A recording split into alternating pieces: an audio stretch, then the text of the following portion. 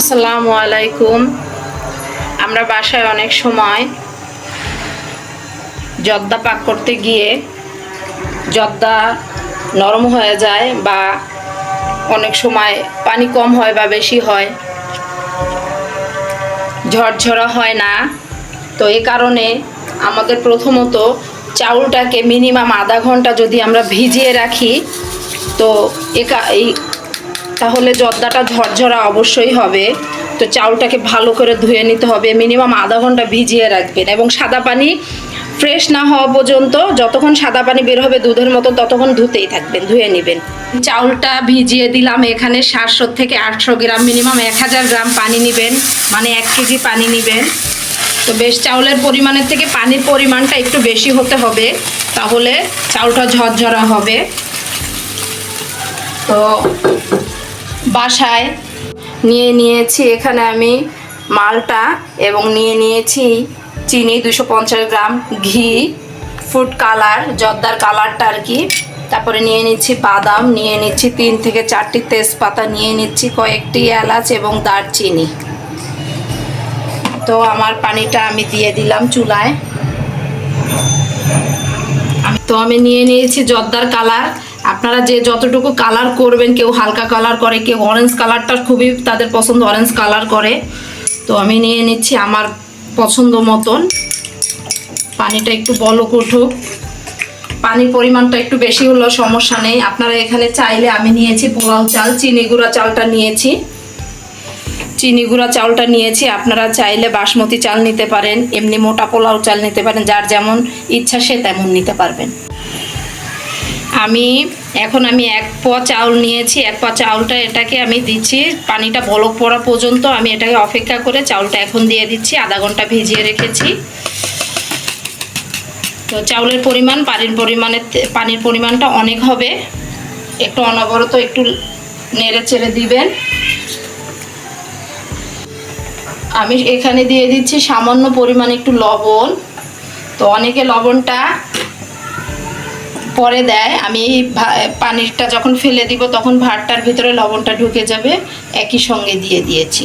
সেদ্ধ হওয়া পর্যন্ত একটু হালকা সেদ্ধ হবে, ফুললি সেদ্ধ করা যাবে না। এটা ভাত ভিতরে থাকবে, বিচি থাকবে, তখন আপনারা নামিয়ে ফেলবেন। আমি দেখিয়ে দিচ্ছি। সেদ্ধ হওয়া পর্যন্ত অপেক্ষা করছি, হাফ সেদ্ধ হতে হবে। এই যে আধা সেদ্ধ হয়ে গেছে, বাকিটা আমি দমে সেদ্ধ করব। তো এখন আমি নামিয়ে নিচ্ছি।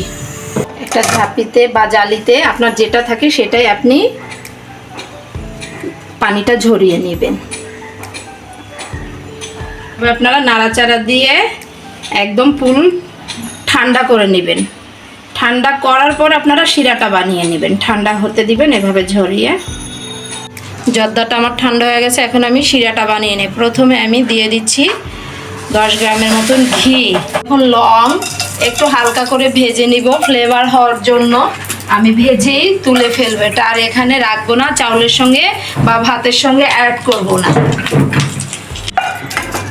আমি এটা পাশে করে উঠিয়ে ফেলছি, আপনারা চাইলে রেখে দিতে পারেন, পরে বেছে ফেলে দিতে পারেন। আমি আগের থেকেই উঠিয়ে ফেলছি এগুলা। এখন আমি দিয়ে দিচ্ছি মগের পরিমাণ 1.5 কাপ পরিমাণ পানি শিরা বানানোর জন্য। এখানে আমি চিনির জায়গায় 250 গ্রামের মতন মিশ্রি ইউজ করেছি, মিশ্রিটাও চিনি, তো মিশ্রিটা ইউজ করেছি আমি 1টার মতন মালটা নিয়েছি। আপনারা চাইলে অরেঞ্জও দিতে পারেন। তো আমি 1টা পরিমাণ মালটা হাতেই এখন রস করে দিয়ে দিচ্ছি। তো আমি আগে থেকে ছেঁকিনি, এটা না ছেঁকলেও চলবে, এজন্য ছেঁকিনি। আমি আস্ত 1 পিস মালটাটা সহ ছোগলা সহ আমি এখানে একটু দিয়ে দিব ফ্লেভারের জন্য, এই ফ্লেভারটা ভালোই লাগে। এখন আমি মালটার ছোগলাটা উঠিয়ে ফেলছি। এখন আমি আস্তে আস্তে আমার ফুটানো ভাতটা বা জর্দাটা আমি দিয়ে দিচ্ছি। দেখে দেন ঝরঝরে হয়েছে।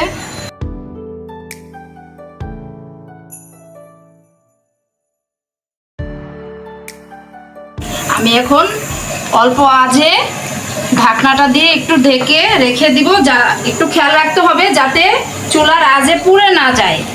খেয়াল রাখতে হবে। আমি এখন চুলাটা ডিম করে দিচ্ছি, এখন ঢেকে দিব, দমে রেখে দিব। এখন উঠিয়ে পানিটা একদম টেনে গেছে, আমি এখন উঠিয়ে আমি এখানে কিছু মোরব্বা দিয়ে দিলাম। মোরব্বাটা অবশ্যই দিবেন এবং ঘিটা দিবেন, না হলে আপনার কষ্টের মূল্যটাই থাকবে না। তো এখন আমি এটাকে পরে আবার নেড়ে দিব। এখন আমি কিছুক্ষণের জন্য আবার দমে রেখে দিব। আমি এখন একটু নেড়ে চেড়ে নিচ্ছি। নেড়ে চেড়া হওয়া পর্যন্ত, আমি ঠান্ডা হওয়া পর্যন্ত অপেক্ষা করব। ঠান্ডা হলে আমার খাবারটা অমায়িক হবে ইনশাল্লাহ। আর একটু রেখে আমি পরিবেশন করব।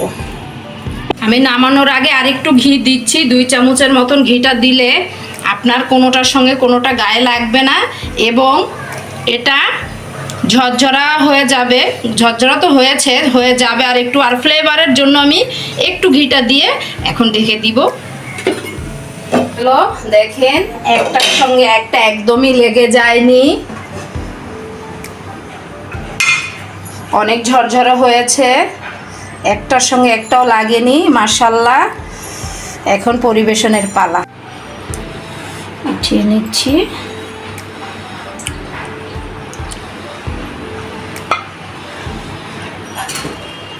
আপনারা যদি তাড়াতাড়ি খান তাহলে এই বাদামটা দিবেন। বাদামটা এই কারণে, বাদামটা আগে এই একসঙ্গে দিবেন না, যখন ফ্রিজিং করে রাখেন নগদে বের করে তখনই বাদামটা দিবেন। বাদামটা তো পানি দিয়ে ভিজানো থাকে, আলাদা একটা ফ্লেভার বের হয়, ওই ফ্লেভারে আপনার জর্দার ফ্লেভারটা থাকে না।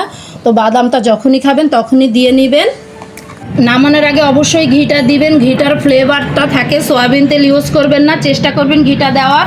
তো ভালো থাকবেন, কমেন্ট করবেন, সাবস্ক্রাইব করবেন। আশা করি আমার ভিডিওটা আপনাদের কাছে অসাধারণ লেগেছে। আসসালামু আলাইকুম।